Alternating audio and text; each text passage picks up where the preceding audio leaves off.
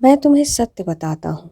संसार में तुम्हारे रहने से कोई बुराई नहीं है, किंतु अपने मन को भगवान की ओर मोड़ दो, अन्यथा तुम सफल नहीं हो पाओगे।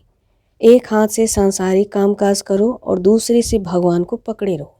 जब तुम्हारा सांसारिक कामकाज पूरा हो जाएगा तो भगवान को पकड़कर ही रहोगे।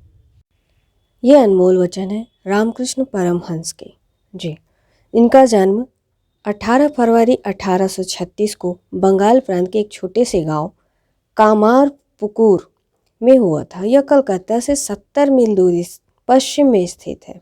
इनके बचपन का नाम गदाधर था। पिता खुदीराम और माता चंद्रमणि थीं।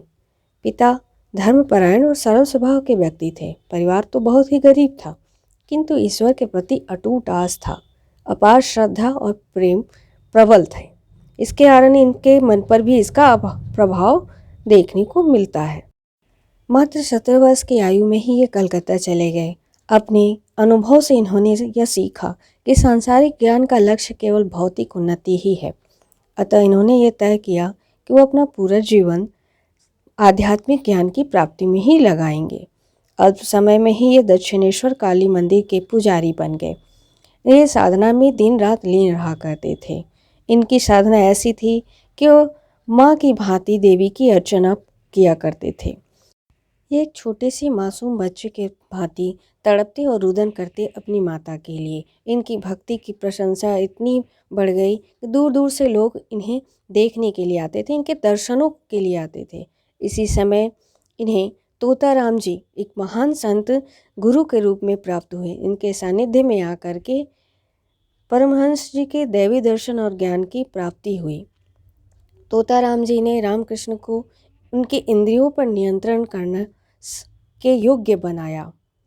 रामकृष्ण जी का विवाह अल्प समय में ही राधा देवी से हो चुका था। आगे चलकर रामकृष्ण जी आध्यात्मिक साधना के बल पर अनेक सिद्धियों को प्राप्त किए।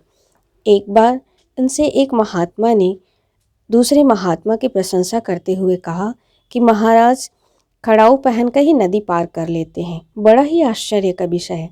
इस पर रामकृष्ण मुस्कुराए और बोले, ये तो 2 पैसे का ज्ञान हुआ। ये कौन सा ज्ञान है? नाव से 2 पैसे देकर ही नदी पार की जा सकती है। ये तो 2 पैसे का ज्ञान है, कोई लाभ नहीं है। रामकृष्ण परमहंस जी का महाप्रयाण 16 अगस्त 1886 को हुआ, किंतु इसके पूर्व ही उन्होंने नवयुवकों के एक दल को अपने आध्यात्मिक उद्देश्य को आगे बढ़ाने के लिए विशेष रूप से शिक्षित कर दिया था।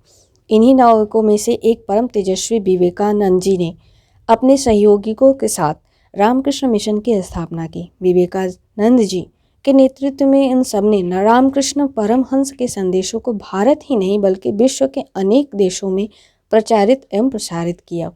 विश्व पटल पर भारत को गौरवान्वित किया। इस मिशन को वर्ष 1998 में भारत सरकार द्वारा गांधी शांति पुरस्कार से सम्मानित भी किया जा चुका। रामकृष्ण परमहंस के अनेकों विचारों में से कुछ अनमोल विचार इस प्रकार हैं। कर्म के लिए भक्ति का आधार होना आवश्यक है।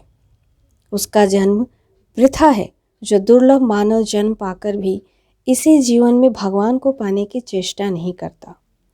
जिसने आध्यात्मिक ज्ञान प्राप्त कर लिया उस पर काम और लोभ का विष नहीं चढ़ता।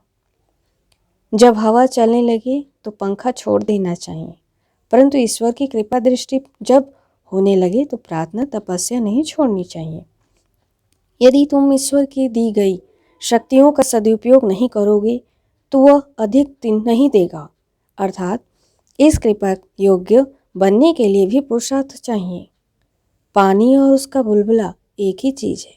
उसी प्रकार जीवात्मा और परमात्मा एक ही चीज़ है। मैले शीशे में सूर्य की किरणों का प्रतिबिंब नहीं पड़ता, उसी प्रकार जिनका अंतःकरण मलिन और अपवित्र है उनके हृदय में ईश्वर के प्रकाश का प्रतिबिंब नहीं पड़ सकता। मैं भौतिक सुखों को प्रदान करने वाली विद्या नहीं चाहता हूँ। मैं उस विद्या को चाहता हूँ जिससे हृदय में ज्ञान का उदय होता है। स्वामी जी आचरण की शुद्धता पर बल देते थे। उन्होंने अपने आचरण से समाज को सदैव दिशा प्रदान। वे जातिवाद एवं धार्मिक पक्षपात के मुखर विरोधी थे। उनका मत था कि निस्वार्थ कर्म, आध्यात्मिक गुण, ऊंचे आदर्श, दया, पवित्रता, प्रेम और भक्ति ही मनुष्य को चेतना के ऊंचे स्तर पर ले जा सकती है। रामकृष्ण परमहंस जी का अंतर्मन अत्यंत निश्चल, सहज व विनयशील था। उनकी बाल सुलभ सरलता और मंत्रमुग्ध मुस्कान से हर कोई आकर्षित हो जाता था। रामकृष्ण परमहंस द्वारा स्थापित बेलूर मठ हम भारतीयों की प्रेरणा का जीवंत रूप है। आज भी रामकृष्ण जी के विचार व उपदेश हम सभी भारतवासियों को अनुप्राणित कर रहे हैं। गांधी जी ने उनके बारे में कहा, रामकृष्ण परमहंस का जीवन चरित्र धर्म के आचरण का व्यवहारिक विवरण है। उनका जीवन हमारे लिए ईश्वर की शक्ति प्रदान करता है। उनका जीवन अहिंसा का साकार पाठ है। रामकृष्ण जी का जीवन हम सभी भारतवासियों को गौरव प्रदान करता है। इस महापुरुष के वचनों को आत्मसात कर हम अपना जीवन सुखमय बना सकते हैं।